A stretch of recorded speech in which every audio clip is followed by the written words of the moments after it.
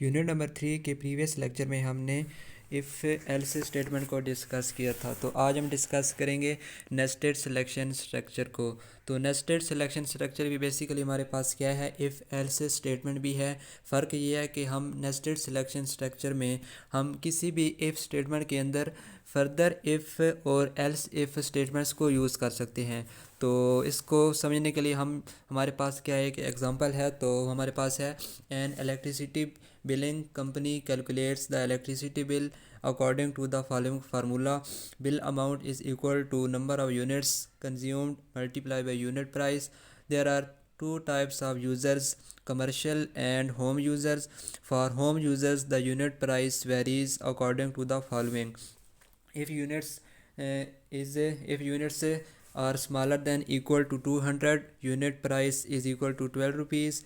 And if units are greater than 200 but units smaller than equal to 400, उस वक्त हमारे पास क्या होगी, यूनिट प्राइस 15 रुपीज़। और जब यूनिट्स हमारे पास होंगी 400 से ज़्यादा होंगी तो उस वक्त हमारे पास क्या होगा, जो यूनिट प्राइस होगी हमारे पास 20 रुपीज़ होगी। इसी तरह ये हमारे पास क्या थी, होम यूज़र के लिए। और उसके बाद हमारे पास है for commercial users the unit price varies according to the following.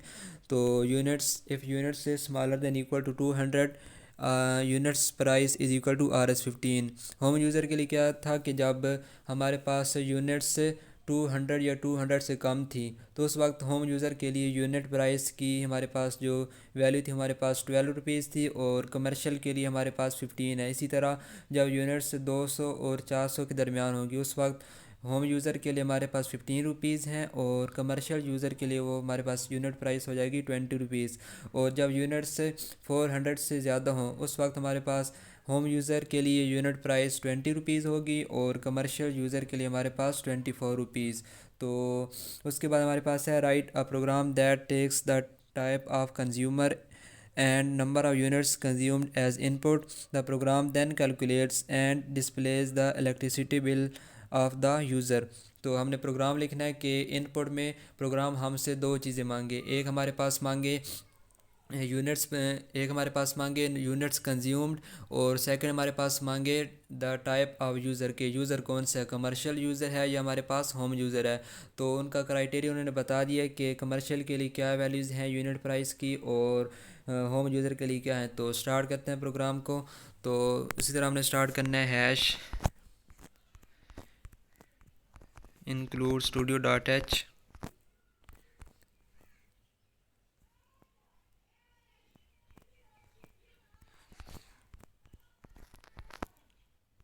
और उसके बाद यहाँ से वाइड मेन। तो इनपुट में हमें दो चीज़ों की ज़रूरत है। फर्स्ट हमें ज़रूरत है नंबर ऑफ़ यूनिट्स कंज्यूम्ड और सेकंड हमें ज़रूरत है द टाइप ऑफ यूज़र के यूज़र कौन सा है, क्या वो कमर्शियल यूज़र है या हमारे पास होम यूज़र है। और यूनिट प्राइस तो इन दोनों के हिसाब से ही हमने उसने बतानी है।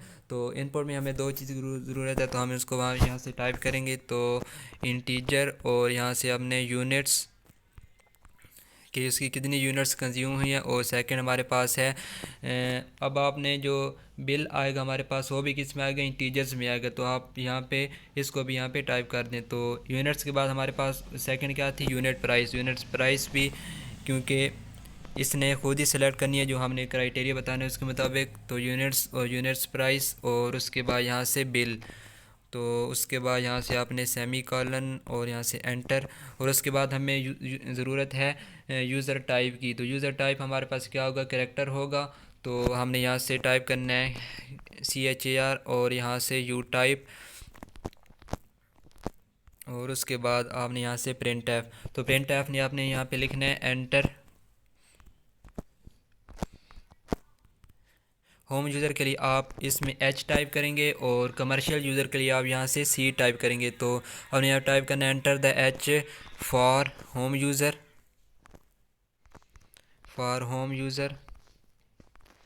And C for commercial user. Home user के लिए H और कमर्शियल यूज़र के लिए आपने यहाँ से C टाइप करना है।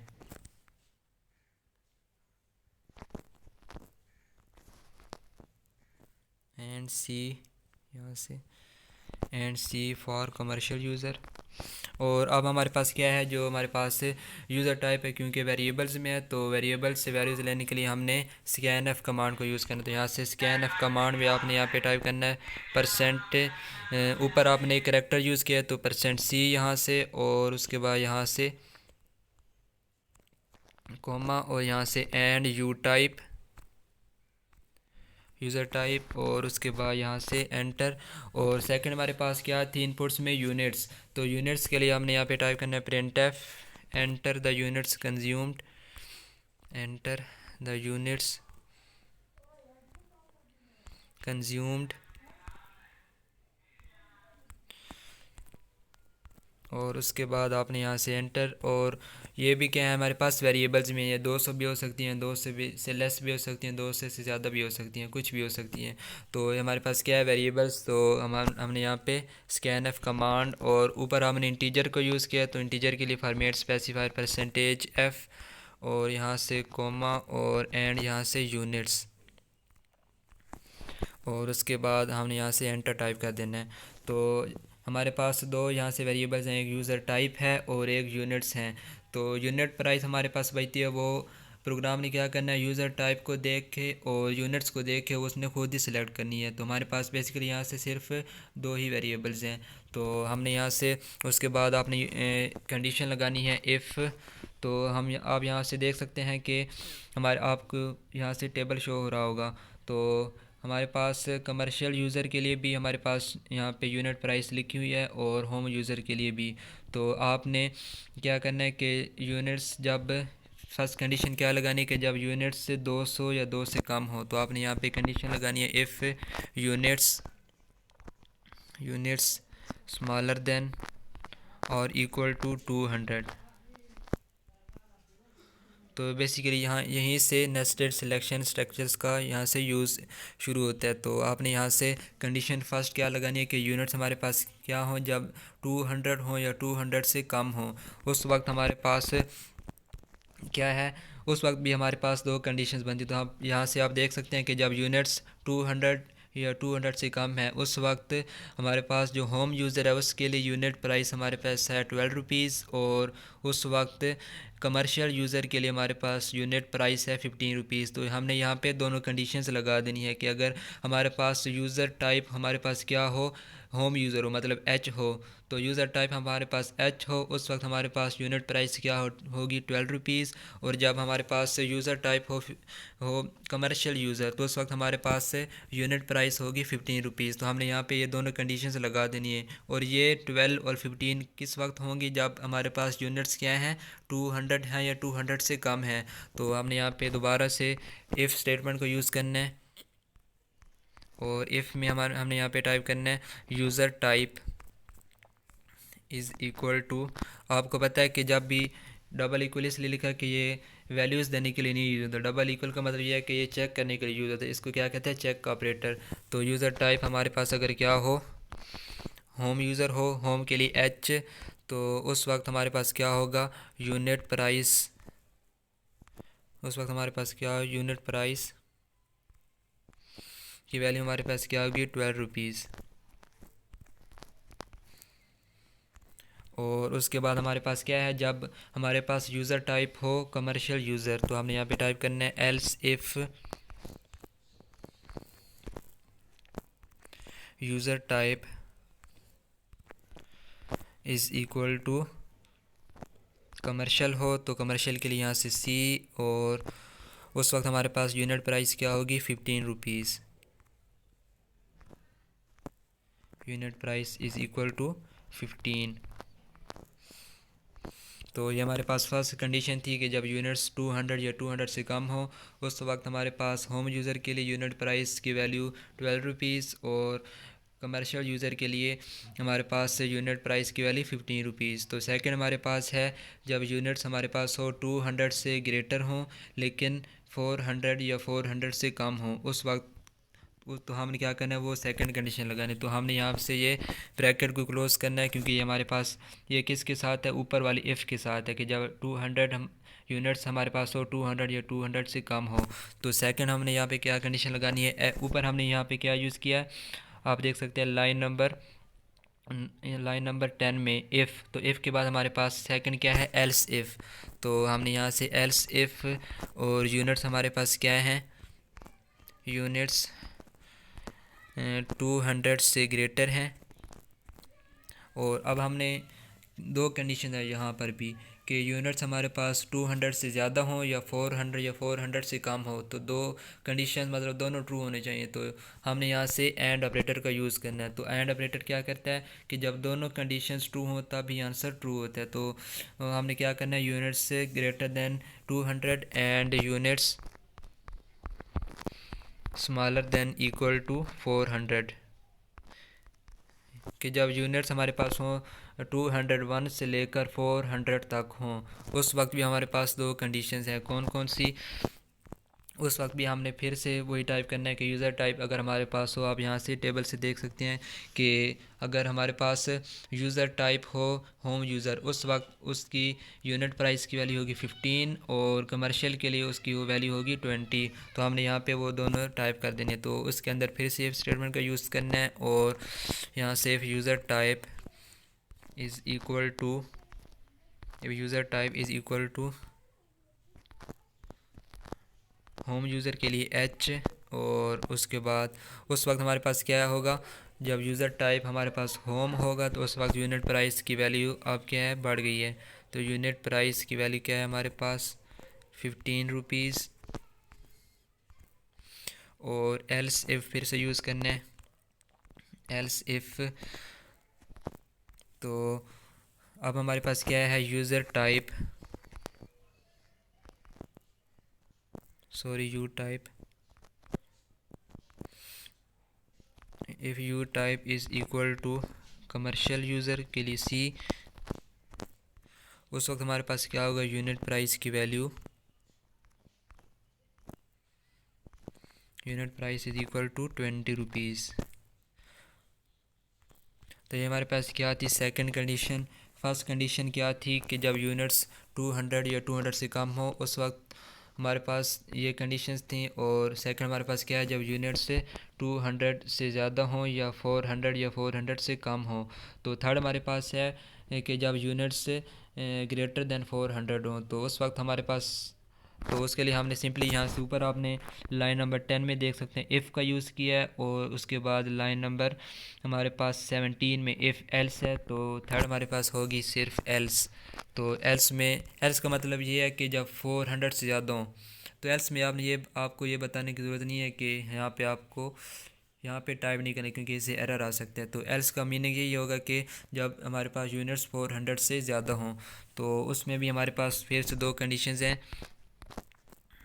कि अगर हमारे पास यूज़र टाइप हो home user, if you type is equal to home के लिए यहाँ से एच, उस वक्त हमारे पास क्या होगा, यूनिट प्राइस क्या होगी, उस वक्त यूनिट प्राइस हमारे पास होगी, आप यहाँ से देख सकते हैं 20 रुपीज़। और उसके बाद एलसिफ, जब हमारे पास यूज़र टाइप होगा commercial user is equal to C, उस वक्त हमारे पास यूनिट प्राइस होगी,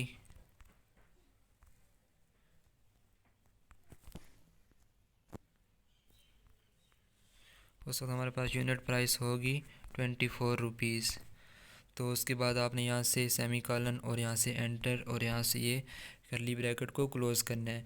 तो कंडीशन सारी लग चुकी हैं, आप इसको फिर से देख सकते हैं।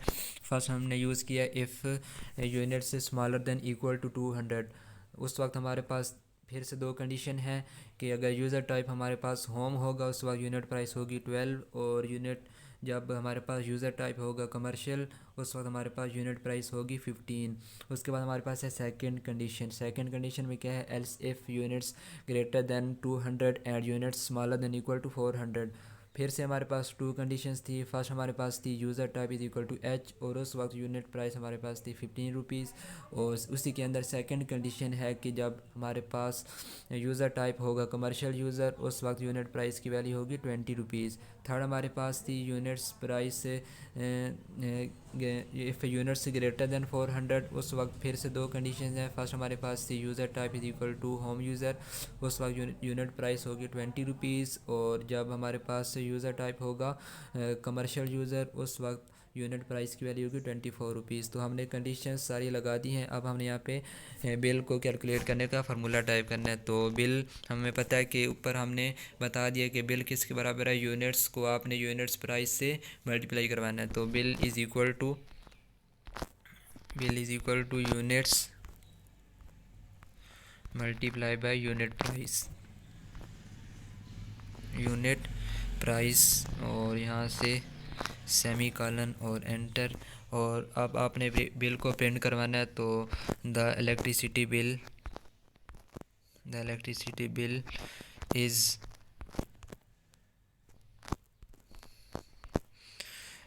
ऊपर आप देख सकते हैं कि लाइन नंबर हमारे पास 4 में हमने बिल को किस में लिखा है, इंटीजर्स में। इंटीजर्स के लिए हमने यहाँ पे फॉर्मेट स्पेसिफायर परसेंटेज एफ को यूज़ करना है, और उसके बाद यहाँ से आपने बिल को टाइप कर देना है, और उसके बाद यहाँ से ये करली ब्रैकेट क्लोज। तो प्रोग्राम बन चुका है, तो इसको रन करवाना है।